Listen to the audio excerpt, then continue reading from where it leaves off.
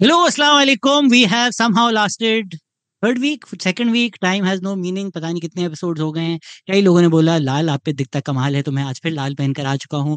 और लाल और नीला Democrat versus Republican, yin and yang this week in Pakistan का आप लोगों के लिए हाजिर है. उजैर यूनस, कैसे हैं आप? अल्लाह का शुक्र है। और आई थिंक 1 मंथ एनिवर्सरी हो गई है, लगता है, या होने वाली है। This has lasted longer than any of my relationships in the past 7 years. Ouch. एक महीने से ज्यादा तो मेरे कम ही चले हैं. आप के पीछे ये नीला आसमान, कहाँ हैं आप? मैं ऑफिस में बैठा हूँ और डेडिकेशन देखें कि वीकली शो करना है, तो रिकॉर्डिंग जो है वो आज ऑफिस से हो रही है because I had very early morning calls, तो ऑफिस से ही बैठ के करना पड़ा। माशाल्लाह माशाल्लाह. आई थिंक हम लोगों ने नया फॉर्मेट शुरू किया है. इसमें गलतियां भी होंगी, इसमें 19-20 भी होगा. हम लोग भी सीख रहे हैं. तो I think it's very healthy कि अगर हमने किसी भी इंसान के बारे में कोई भी बात की हो, they can always reach out to us. हम सोशल मीडिया पे भी अवेलेबल हैं, the Pakistan experience eight gmail.com पे भी आप बता सकते हैं. आपकी राय भी हम पुट फॉरवर्ड करेंगे. तो इसी तरह Uzair, do you want to take the lead from that? Yes, let's start with that, क्योंकि लास्ट वीक के शो पे हमने एंड में बात की। ब्रीफिंग जो हुई थी हिल पे, उस पे वजाद सईद खान ने एक टेस्टिमनी दी थी, और उस पे हमने गुफ्तगू की कि ब्रॉड बेस्ड सैंक्शंस की वो बात कर रहे हैं।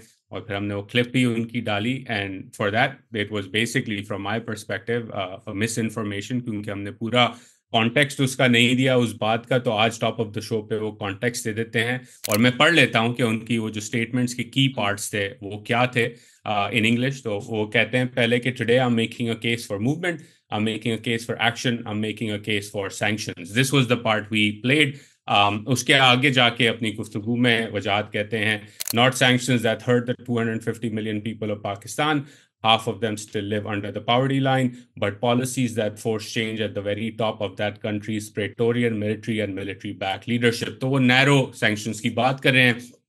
और आगे जाके उनकी स्टेटमेंट में, उस वीडियो के अंदर, वो कहते हैं कि targeted sanctions against architects of the repression that stop military intelligence and government officials like general Asim Munir and interior minister Mohsin Naqvi, threats to stop coveted US military training and cooperation, or conditions on major loans that require Pakistan to adhere to basic democratic norms would immediately lead to change. Period and end quote. I think हमने जब उस पर बात की, शहजाद, पूरी ये कर देनी चाहिए थी, and for that I express my regret to वजाद कि हमने उनकी वो पूरी बात नहीं चलाई. This is his perspective. Episode की डिस्क्रिप्शन में for those who want to view the full thing, video का लिंक है, पूरी ट्रांसक्रिप्ट का लिंक है, आप वो जाके पढ़ सकते हैं. But again, from our perspective, it's important that Wajad reached out to me and said that that clip was not properly contextualized, and we've done that at the top of the show. So I hope that that settles the matter. Absolutely. I think कभी भी हम clip include करेंगे तो जाहिर सी बात है, किसी की अगर 10 मिनट की स्पीच है उसके कुछ सेकंड्स ही हम इंक्लूड कर सकते हैं.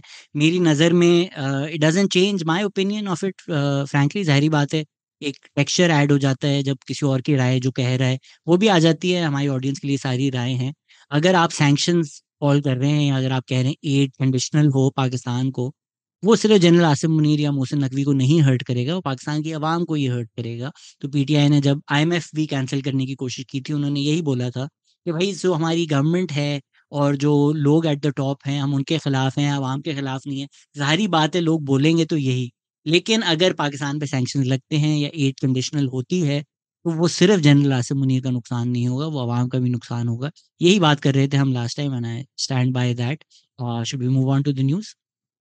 Yeah, very quickly on that, 2 points I जी. think, because ये information है for the audience, को sanctions एक topic है जिस पे one of I'm proud to say कि मेरे grad school के professor जो थे, he's one of the foremost experts on this, Dr. Dan Dresner.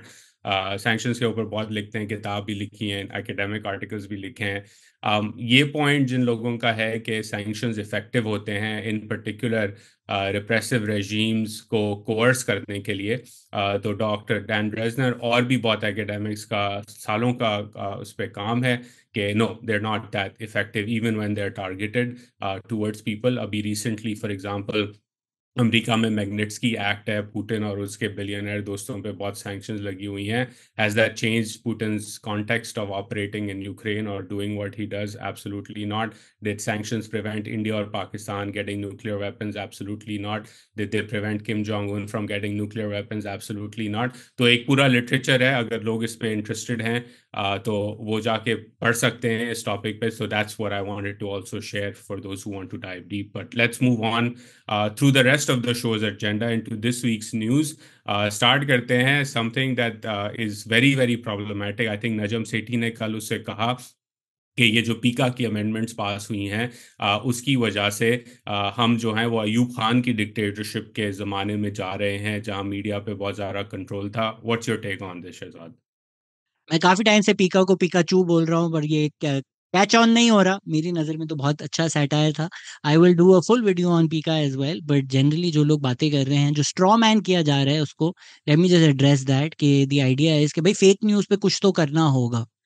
हाँ, अब मर्डर पे भी कुछ करना चाहिए, पर अगर आप ये कानून बना दें कि कोई सर्च भी करे ट्रू क्राइम डॉक्यूमेंट्री और उसको आप अरेस्ट कर दें और आप बोलें नहीं भाई मर्डर भी तो हो रहे हैं ना सोसाइटी में बहुत ज़्यादा। आप फेक न्यूज़ को नहीं कॉम्बैट कर रहे। हमने तारीख देखी है, पीका जैसे कवानीन हों या पेमरा जैसे इदारे हों या एफआईए जैसे इदारे हों, ये रियासत इस्तेमाल करती है अपने मुखालिफिन के खिलाफ, डिसेंट को साइलेंस करने के लिए, जर्नलिस्ट के खिलाफ। इसलिए आप देख रहे हैं कि एक्टिविस्ट हों, जर्नलिस्ट हों, वो ज़ोर शोर से बाहर आए हुए हैं और ऐसा नहीं है कि उनका फेक न्यूज़ को कॉम्बैट करने में इंटरेस्ट नहीं है। ड्राफ्ट्स प्रेज़ेंट किए गए थे एंड आसिफ बशीर चौधरी और एजाज सईद का जो टॉक शॉ एपिसोड है वो जाकर देखें। उन्होंने बोला पीटीआई, पीएमएलएन, पीपीपी तीनों के सेनेटर्स मौजूद थे। ड्राफ्ट भी प्रेजेंट किए गए, उनको बोला भी गया कि भाई ऑल्टरनेटिव्स हैं, आप कंसल्ट तो करें। तो आप स्टेक होल्डर्स को कंसल्ट किए बगैर इस तरह की राय देती हैं कि भाई ये तो पास होना है, जिससे वाज़े हो जाता है कि ये कानून आप नहीं बना रहे, कहीं और से आ रहा है और आप सिर्फ रबर स्टैम्प करने के लिए एग्जिस्ट करते हैं। ये फुली जानते हुए कि कल को आप ही के खिलाफ ये इस्तेमाल हो रहे होंगे, जिस तरह 2016 में पीएमएलएन पीका लेकर आई, फिर 2017 में ही उनकी गवर्नमेंट थी तो उनके खिलाफ इस्तेमाल होना शुरू हो गया। 2020 में पीका में अमेंडमेंट हुए जो इमरान खान लेकर आए, उन्हीं के खिलाफ इस्तेमाल हुआ और 2025 में वापस पीका में अमेंडमेंट लेकर आ रहे हैं। तारीख में अगर 2 दफ़ा जो लाए थे उन्हीं के खिलाफ इस्तेमाल हुआ, तो I don't see why these people will get lucky the third time. No, I agree and I think इसके अंदर जो आई वुड कॉल आउट कि पीपल्स पार्टी का जो एक तरह से किरदार रहा है कि सेनेटर शहरी रहमान प्रेस कॉन्फ्रेंस पे कह रही हैं कि basically if I summarise it paraphrasing her remarks कि इस पे कंसर्न्स हैं और ये नहीं होना चाहिए था, लेकिन वो हो गया। सदर जरदारी पीपल्स पार्टी के उन्होंने साइन भी कर दिया उसके ऊपर। तो ये एक मिली भगत एक तरह से जो है वो चली है अक्रॉस द बोर्ड। और अगर लोग इस पे ज़्यादा डीप डाइव करना चाहते हैं from a procedural stand point, तो जिस तरह ये रश किया गया टिपिकली जो कवानीन लाए जाते हैं किसी भी मुल्क में, अमेरिका हो, इंडिया हो, पाकिस्तान के नॉर्म्स के अंदर भी हिस्टोरिकली चाहे जैसी भी जमहूरियत रही है, आप जब बड़ा कानून लाते हैं तो आप उसके ड्राफ्ट शेयर करते हैं, एक ओपन कमेंट्स पीरियड होता है, कमिटीज़ में एक डिबेट डिस्कशन होती है, और ये इतनी तेज़ी से कवानीन इतने बड़े लेवल के नहीं आगे बढ़ते किसी भी माशरे के अंदर। तो जिस तरह ये पास किया गया उस पे इश्यूज हैं, जो इसके अंदर कर्ब्स हैं फ्रीडम ऑफ एक्सप्रेशन पे, उसके ऊपर लोगों के खदशात हैं। In fact there is from the lawyers I have spoken to, there are issues in terms of unconstitutionality of those clauses. Lahore high court में एक पिटिशन ऑलरेडी जा चुकी है जिसकी आज जुम्मे के दिन सुनवाई हुई थी। जज साहब ने 3 हफ्ते दिए हैं for all parties to address the issue at hand, और जहां तक मुझे मालूम है कि और भी पिटिशंस जाएंगी around the constitutionality of some clauses of the amendment. So one hopes के जुडिशरी जो कि एक तरह से पिछले 3-4 साल में कमज़ोर से कमज़ोर तर होती गई है, शायद कोई स्पाइन दिखाए इस इशू के ऊपर। 100% इसमें वही पीपीपी के ज़रा हाथी के दाँत होते हैं, खाने के कुछ और, दिखाने के कुछ और। फ़रदुल्ला बाबर जिनकी मैं इज़्ज़त करता हूँ, उन्होंने भी तनकीद किया, शहरी रहमान ने भी किया। लेकिन पीछे आपने पास भी कर दिया, उसको साइन भी कर दिया, पीपीपी डिस्कस ही हो रहा है।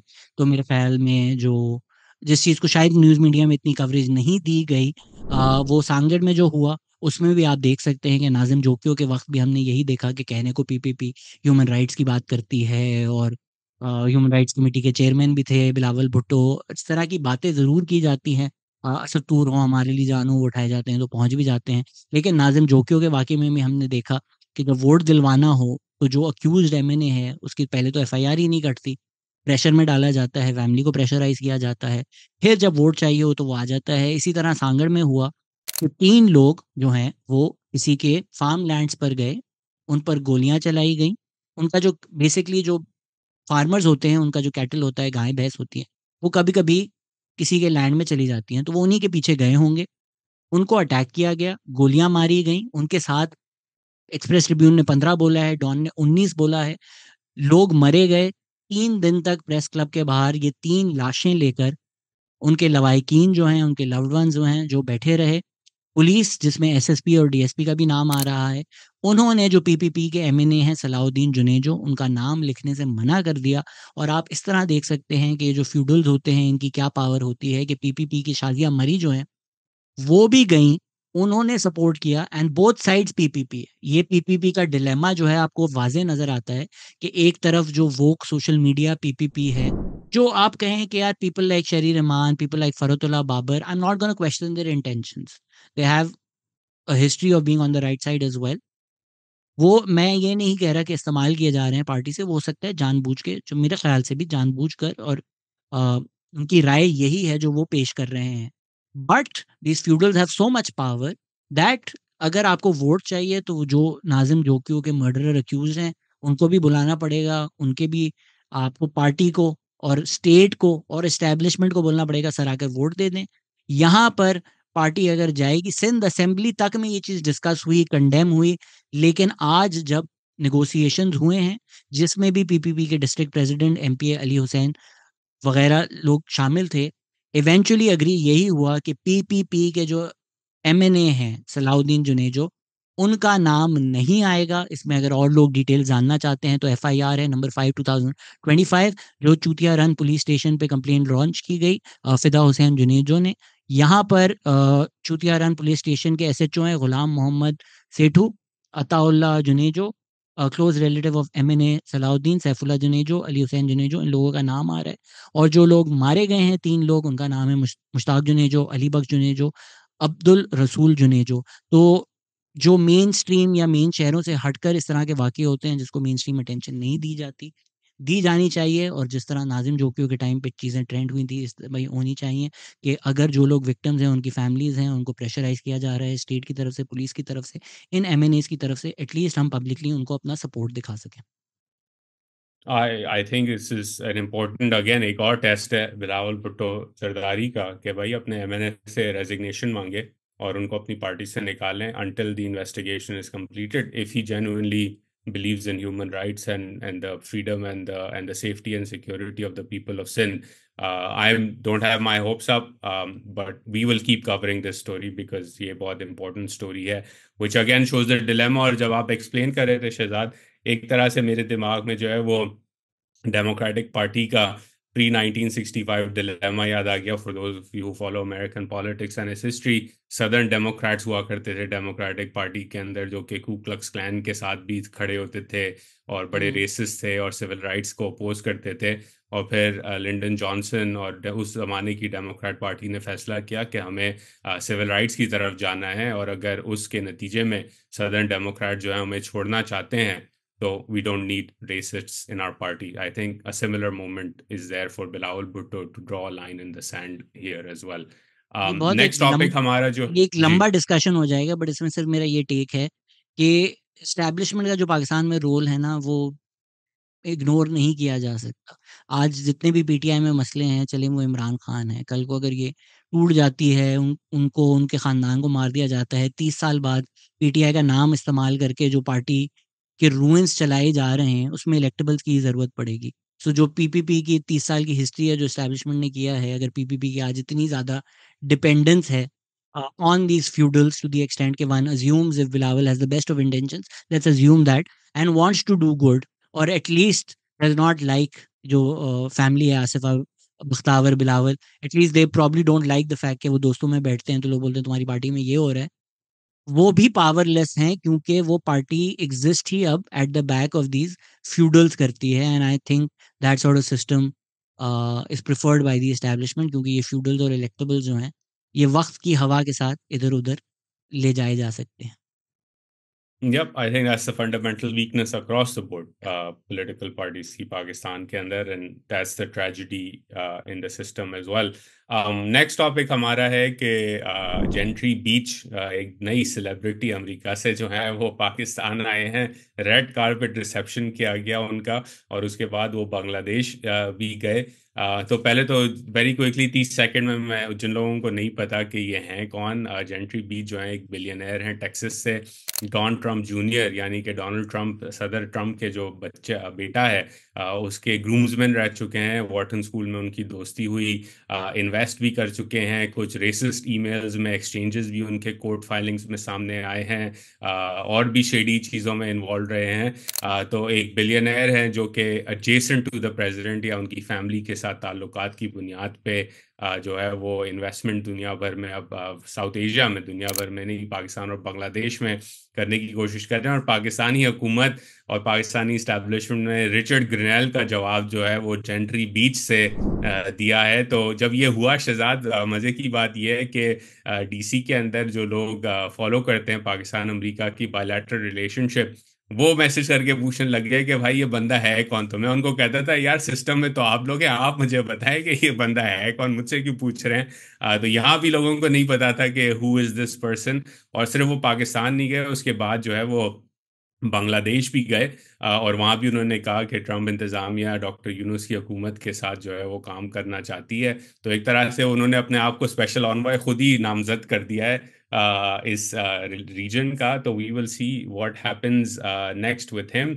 आखिरी बात उनकी हिस्ट्री के अंदर ये कि लास्ट टर्म में भी वो इसी तरह की इन्वेस्टमेंट ढूंढ रहे थे। तो उस वक्त उन्होंने कोशिश की थी कि सदर ट्रम्प के साथ या इन्फ्लुएंस इस्तेमाल करके डोमिनिकन रिपब्लिक और इंडिया में जो है वो कोई एनर्जी प्रोजेक्ट्स ढूंढे जाएं इन्वेस्ट करने के लिए। So is one of those characters जो कि प्रॉक्सिमिटी टू द प्रेसिडेंट की वजह से जो है वो कुछ पैसे बनाने की कोशिश कर रहे हैं। That's my analysis on this. Hmm. नहीं, मेरे ख्याल से जब रिचर्ड ग्रेनेल की ट्वीट्स देखी तो हमारी गवर्नमेंट ने सोचा किसी भी बीच को बुला लो, तो ये जेंट्री बीच मिल गए उनको। बिल्कुल। तो उन्होंने कहा इसको जल्दी पकड़ते हैं। तो we it's just one of those weird things that happens in उधर आप पाकिस्तान। गलत न्यूज़ पे फॉलो करते हैं। जो ज़्यादा इंपॉर्टेंट न्यूज़ है वो किसी और अमेरिकन के पाकिस्तान आने की है, वो आप डिस्कस नहीं करना चाह रहे वो। मैं नहीं, आप कराची बताएं, शहर मुझे का तो नहीं पता। कराची शहर का नुमाइंदा होने के लिए मैं इस चीज़ को ज़रूरी समझता हूँ कि हमारी जो यूथ है, स्पेशली जो कराची की यूथ है, उसको दीवार के साथ लगाया गया है। उसको बोला गया है ये कुछ नहीं कर सकती, ये रेमिटेंसेस नहीं ला सकती। कराची की ही यूथ है जो एक अमेरिकन सिटीजन को पाकिस्तान ले आ चुकी है। एक खातून है जो आई है, जिन्होंने कहा गार्डन में मैं आऊंगी। मेरा 19 साल का एक लड़का है जो मुझे यहाँ लेकर आया है। अली अब्दुल्ला ने इनसे बड़ी अच्छी कॉमेडी वीडियो बनाई है कि भाई गार्डन में ना अब तक गोरे का तस्वुर होता है, गोरा। तो उन्होंने रंग देखा, उन्होंने बोला माने कि अमेरिकन है, वो हट गए, मुकर गए भाई, अमेरिकन थोड़ी है ये। तो अब वो खातून यहाँ पर है और वो कह रही है मुझे हफ्ते के 2-2 हज़ार डॉलर दें, तो और मुझे घर दें। और कई पाकिस्तानी नुमाइंदे आ चुके हैं मेरे ख्याल से। जो जो यहाँ मीडिया वाले देख रहे हैं, इट्स अ ग्रेट अपॉर्चुनिटी, इसका एक रियलिटी शो बनाएं कि कौन इस खातून का मियाँ बनेगा। कई मर्द सामने आ चुके हैं। एक मर्द ने बोला गुलशन मेमार में मेरा घर है। एक मर्द ने बोला आप मुझे 50,000 डॉलर दे दें तो मैं आपसे शादी कर लूंगी। इसको एक रियलिटी शो बनाएं, मैं तो बड़े शौक से देखूंगा। सिद्धार्थ, मैंने ये बिल्कुल फॉलो नहीं किया था until you brought it up. और सुबह जब मैं आज उठा तो एक स्कूल के दोस्त का मैसेज आया हुआ था कि यार आई थिंक कुछ उनकी एक प्रेस कॉन्फ्रेंस या टॉक हुई है छिपा साहब के चीफा साथ। साहब तो उन्होंने कहा पहुंचे यार, हैं। तो आप मेमनों को, वो मुझे दोस्त ने मैसेज सुबह सुबह किया होता है कि यार ये तो मेमन लोग इस काम में कब से पड़ गए। तो उस वक्त मैंने थोड़ा पर्सनली इंटरेस्ट लिया। मैंने कहा यार इसमें तो मेमनों का नाम भी आ रहा है कि चीपा साहब भी आ गए हैं मार्केट के अंदर। तो yes, I agree, reality TV show बनाएं और उसकी बड़ी व्यूअरशिप होगी। On to more serious news. जो है वो स्टेट बैंक ने इस हफ्ते 100 basis points interest rate policy rate और कम की। बिजनेस रिप्रेजेंटेटिव्स कह रहे हैं कि 500 पॉइंट यानी कि 5 परसेंटेज पॉइंट कम करनी थी स्टेट बैंक ने, जो है वो अभी इतनी तेजी से कम नहीं की। आई थिंक बिल्कुल प्रूडेंट डिसीजन थी स्टेट बैंक की। और इसके ऊपर आदिल मंसूर ने बिजनेस रिकॉर्डर में भी लिखा, खुर्रम हुसैन ने भी लिखा कि स्टेट बैंक जो है वो इस वक्त बिल्कुल अप्रोप्रिएट स्टांस लेके चल रही है आगे, क्योंकि कुछ इश्यूज हैं जिसका अंदिया स्टेट बैंक ने अपनी स्टेटमेंट में भी दिया, जिसके अंदर बिलखसूस ये कि इस वक्त जो अनसर्टनटी है दुनिया के अंदर और ऑयल प्राइसेस की वॉलेटिलिटी है, उस पर हमें नज़र रखनी होगी, जिसकी वजह से महंगाई थोड़ी वापसी बढ़ सकती है पाकिस्तान में। तो हम इतनी तेज़ी से रेट कट नहीं करना चाहते। और उनका जो व्यू है लुब्बे लुबाब एंड में वो लिखते हैं कि कॉशियस पॉलिसी स्टांस होना चाहिए प्राइस स्टेबिलिटी इंश्योर करने के लिए, यानी कि स्टेट बैंक का जो प्रायोरिटी नंबर 1 इस वक्त वो खुद कम्युनिकेट कर रहे हैं वो ये है कि महंगाई को काबू में रखा जाए। So for that I kudos to the state bank. मैंने पिछले 3-4 साल में बहुत क्रिटिसाइज किया स्टेट बैंक को for being behind the curve. इस वक्त उनकी जो कॉशियस पॉलिसी है, I I agree with that stance and I think this is the right path forward. और बिजनेस के लोग अगर कहें SIFC जाके या पिंडी जाके के 500 पॉइंट कम करें, तो आई थिंक पिंडी और इस्लामाबाद को इस बात को रेजिस्ट करना चाहिए। For now the state Bank is doing absolutely what is necessary to maintain economic stability in Pakistan. I think Khurram Hussain ने ये बोला है ना, finally competent leadership at State Bank of Pakistan. Yes, yes. बहुत सारी न्यूज़ रहती है, वक्त हमारा पूरा होने वाला है, तो let me just run through this. Anas Baloch एक 15 साल के हैं शख्स जिनको फोर्सबली डिसपियर कर दिया गया है। इस पे ईमान मजारी और हामिद मीर ने भी ट्वीट किया है, हम कंडेम ही कर सकते हैं। उज़ैर DC में बैठे हुए हैं। ब्लैक हॉक एक हेलीकॉप्टर पैसेंजर प्लेन में क्रैश हुआ मेरे ख्याल से पिछले 10-15 साल में। अमेरिकन एयरलाइंस में एक पैसेंजर जेट अमेरिकन स्काईज में इस तरह क्रैश नहीं हुआ, तो ये एक बहुत बड़ा वाकया है जिससे probably airline safety around the world will get affected. जैर आप DC में ही हैं, आपने क्या देखा, आपकी क्या राय है? यार इट्स सरियल, क्योंकि इस क्रैश से तकरीबन 48 घंटे पहले उसी एयरपोर्ट पे I was landing from another regional airline and it was basically a similar jet that crash into that helicopter. और अगर आप रेगन एयरपोर्ट पे आपने फ्लाई नहीं किया, तो ये बड़ी एक ट्रिकी लैंडिंग होती है, क्योंकि because of the proximity of all the monuments and stuff, plane ने बड़ा एक स्टीप टर्न लेना होता है डिसेंट के दौरान, और वो बिल्कुल रिवर को हक करता हुआ नीचे रनवे पे आता है। इनफैक्ट एक दो दफ़ा तो मैं लैंड करते करते they've had to go back up क्योंकि लैंडिंग मिस हो रही थी। तो it's always a very tricky landing in the best of circumstances. Tragedy ये थी कि जो समझ आ रहा है इस वक्त के ब्लैक हॉक जो था वो ट्रेनिंग पायलट चला रहा था, एयर ट्रैफिक कंट्रोल के पास पूरा स्टाफ मौजूद नहीं था, और भी चीज़ें अभी सामने आएंगी, बट इट्स वेरी ट्रैजिक। कुछ पाकिस्तानी अमेरिकन जो हैं उनकी फैमिली मेम्बर्स भी इसमें जहाँ बहक हुए हैं। So for all those affected by it, our thoughts and prayers go out and may the Almighty have mercy on their souls. जो मुझे सबसे disappointing cheese shouldn't be surprising to us, I think, is the way Donald Trump and his administration responded to this. कि उन्होंने फौरन ही उसको DEI का मसला बना दिया, यानी कि अगर आप ब्राउन हैं, ब्लैक हैं, खातून हैं, गे, ट्रांसजेंडर हैं, तो उनका बेसिक मकसद ये था कि उनसे एयर ट्रैफिक कंट्रोल नहीं चलती, और बाइडेन एडमिनिस्ट्रेशन ने इन जैसे लोगों को भर्ती किया था जिसकी वजह से क्रैश हुआ। It's absolutely condemnable shameful statement from the president of the United states. But उन्होंने इसको, मतलब अभी सारी लाशें पानी से निकली नहीं हैं और उन्होंने इस टॉपिक को शेमफुली पोलिटिसाइज भी कर दिया है। या शेमफुल, डोनाल्ड ट्रंप से जब बोला भी गया कि आप साइड पे जाएंगे, उन्होंने बोला कि पानी में स्विमिंग करने चला जाऊं। तो it's real to see president like that in the office. Pilot जो हैं ब्लैक हॉक की, वो एक खातून थी जिनके 500 आवर्स ऑफ एक्सपीरियंस था। इस पे कई राय पाई जा रही हैं, कुछ लोग कह रहे हैं एडिक्वेट नहीं है, कुछ लोग कह रहे हैं दिस सफिशिएंटली एडिक्वेट। जो मैंने पायलट्स की बातें सुनी हैं, उन्होंने यही कहा है कि कंट्रोल टावर जो है और जो एयरलाइन है, airline was on track. Control tower ने हेलीकॉप्टर को भी बोला था कि आपको जहाज नजर आ रहा है, उसने बोला था नजर आ रहा है। एक खातून चला रही थी, तो this is why I think the attack on diversity. और ट्रम्प ने तो ये बोला है, पर जो फार राइट अकाउंट्स हैं वो फिर इस बात को भी अटैक कर रहे हैं कि खातून है। फिर उन्होंने पुरानी पॉलिसी भी निकाली कि एयरफोर्स डिलिबरेटली ढूंढ रहा था कि खातून और ज्वाइन करें जो ब्लैक हॉक चलाती हैं। It just becomes an attack on Biden's policies and that was Trump's initial reaction as well. तो the idea maybe is कि ब्लैक हॉक को कोई और पैसेंजर प्लेन नजर आ रहा था। It is strange though when you look at the video. I don't know if you've seen the extended video, which is what conspiracy theorists are now using. काफी देर तक the helicopter was on track to be in line with where the passenger plane would be. तो वो नहीं दिखा। It's a tragedy, and I think या like you said thoughts and prayers with everybody affected. एक कोई doctor हैं असरा पाकिस्तानी, उनके मियाँ ने भी एक पोस्ट रखी which was quite sad to see. तो at times like this the profound loss of life is what should be mourned first and foremost before we start looking for conspiracy theories and to start blaming policies that we may disagree with. Yeah, 100%. Speaking of Trump, you want to touch on his comments on Palestinians and Palestine and Gaza, and then also the visa policy that they've announced? हाँ, जो pro Palestine student protesters हैं उनके visa student visas cancel किए जा रहे हैं अब। ये भी देखा हमने कि कुछ ऑर्गेनाइजेशंस जो प्रो इसराइल हैं, अभी अमेरिका में एक हिंद जो 6 6 साल की हिंद रजब बच्ची थी जिनको मल्टीपल बुलेट्स गाड़ी गाड़ी में मार के उनका कत्ल किया गया। उस कि मॉर्निंग में भी एक इवेंट जो ऑर्गेनाइज हो रहा था उसको भी लोगों ने बोला कि जो जो लोग इन्वॉल्व हैं इनको हम डॉक्स करेंगे, इनके वीज़ा कैंसिल करेंगे। तो ट्रंप ने जो ये चीज़ अब एम्बोल्डन कर दी है लोगों को कि कोई भी अगर प्रो पैलेस्टाइन प्रोटेस्ट करे उसको आप टेररिस्ट लेबल कर दें, उसको आप हमास लेबल कर दें। साथ ही साथ वो ये पॉलिसी भी दे रहे हैं कि पैलेस्टीनियंस को हम नेबरिंग कंट्रीज में पुश कर देंगे।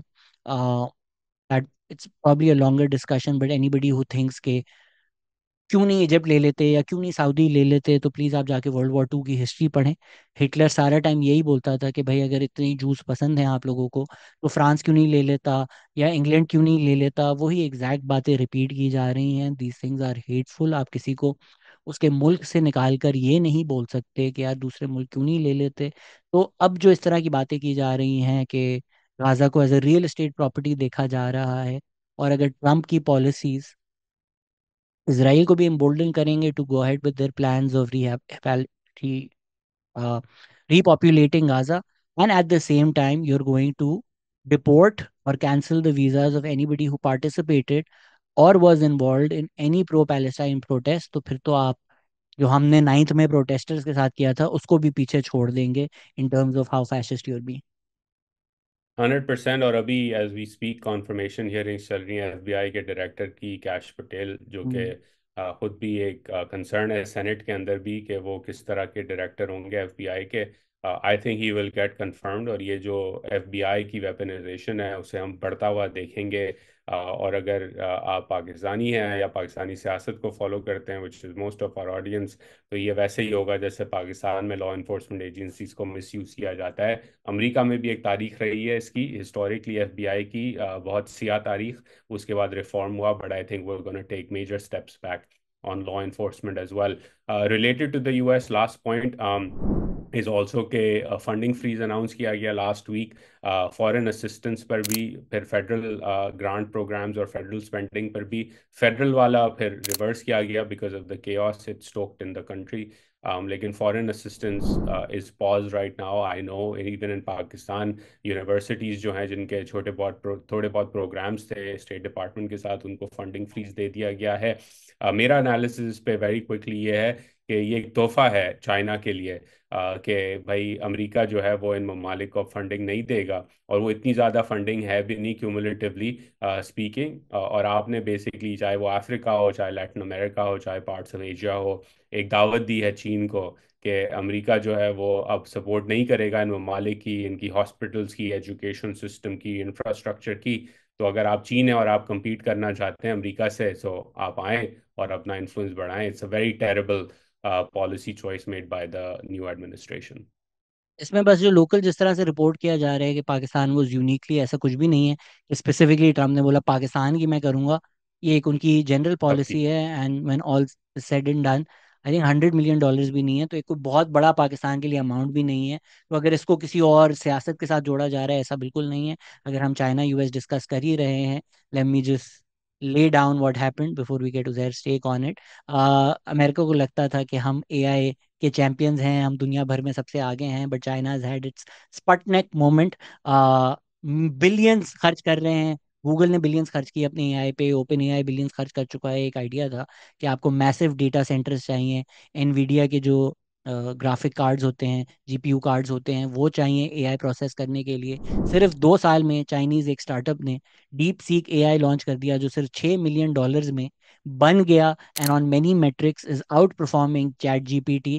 How they've accomplished this is by compartmentalizing it, by recognizing पहली लेयर में कि ये मैथ का मसला है, ये इंग्लिश का मसला है, ये किसका मसला है, और उसको फिर स्पेसिफिक उसके जो प्रोसेस होना है उसमें चला जाता है। तो all the entire capacity of the AI does not need to be on at the same time, which means कि आपको मैसिव डेटा सेंटर्स नहीं चाहिए, आपकी प्रोसेसिंग पावर बहुत कम हो जाती है। और सिर्फ इसके आने की वजह से एनवीडिया का तो बेड़ा गर्क हुआ ही, but close to 1 trillion was wiped off the stock market. That's a bigger debate that maybe we should get Shahram Azhar to talk about the perils of capitalism. But brilliant innovation by China to come up with this. AI अब शिकायत कर रहा है कि भाई हमारे models पर इसको ट्रेन किया गया, विच इज़ आयरॉनिक क्योंकि चैट जीपीटी दुनिया भर का डेटा लेके उन मॉडल्स पर ट्रेन होकर बनाया गया था। तो I think phenomenal work by Chinese engineers, जिसमें कुछ अमेरिकन लोग जो इस तरह की बातें कर रहे हैं कि भाई वहाँ पे ह्यूमन राइट्स अब्यूज होते हैं इसलिए वो इस तरह का काम कर सकते हैं। मेरे ख्याल से वो शीन अगर बन रहा है या आईफोन्स बन रहे हैं उसमें आप ये कह सकते हैं बिल्कुल। इसमें आप नहीं कह सकते। You have to recognise the innovation for what it is, and AI was already here, but it's now become going to become a lot more ubiquitous now, because जो processing power आपको चाहिए वो radically, not just a little, radically कम हो चुकी है। या I think it's a huge development. और उसके बाद जो है अमेरिका में एटलीस्ट एक नई conversation on both sides, technology और पॉलिसी साइड पे स्टार्ट हो गई है कि हमें और क्या करना चाहिए इन दिस एआई कंपटीशन, जो कि let's be very honest is a two horse race between the United States and China. आपने एक नुआंस में डाल देता हूँ, $6 मिलियन का जिक्र किया। $6 million was for the last training run of the model, not the total cost. Total cost obviously is much higher, but still it is much more efficient. मैंने इस पे just to do a shameful plug, अमीर हुसैन से बात की, Pakistani American technologist in Austin. उन्होंने किताब भी लिखी है थोड़े टाइम पहले called the sentient machine. Technologist हैं तो वो एआई इन पर्टिकुलर इन चीज़ों को बहुत अच्छी तरह जानते हैं, फॉलो करते हैं। तो I called him and I said के I want to talk to you and learn के what do you think about this. तो वो कॉन्वर्जेशन अगर लोगों ने देखनी है, by the time our podcast comes out it will be live. But जो एफिशिएंसी गेन्स हैं Shahzad, they are really really eye opening. और उसका बेसिकली अब इम्पैक्ट ये है कि अमेरिका में एक कॉन्वर्जेशन है एक तरफ कि हमें और एक्सपोर्ट कंट्रोल्स लगवाने लगाने चाहिए। मेरा मानना ये है कि export controls actually are counter productive and they don't work. और दूसरा है कि हमें और तेज़ी से compete करना होगा और उस कंपटीशन के लिए और ओपन होना पड़ेगा, और controls will not help American technologist, American companies to compete in this space. And I want to underscore that point के लोग कह रहे हैं चोरी से बना। और ये हुआ, मैंने कहा it's a bit rich coming from a lot of these companies के चोरी से बना, बिकॉज वो खुद केसेस अभी चला रहे हैं अपने on copyright infringement. But this was big big news and I think इस साल और भी इस तरह की डेवलपमेंट्स आएंगी। इनफैक्ट अलीबाबा रिलीज कर रहा है और चाइना और भी कर चीज़ें दिया। रिलीज कर रहा है, और यूएस साइड पे भी और रिलीज होंगे। जी बिल्कुल। अली बाबा का जब हुआ तो लोगों ने वो मीम भी पोस्ट की, जो जॉर्ज बुश को बताया गया था कि एक second plane has hit the tower. तो अली बाबा का जब पेपर आया तो उस मीम पे लोगों ने बोला second AI paper has just drop.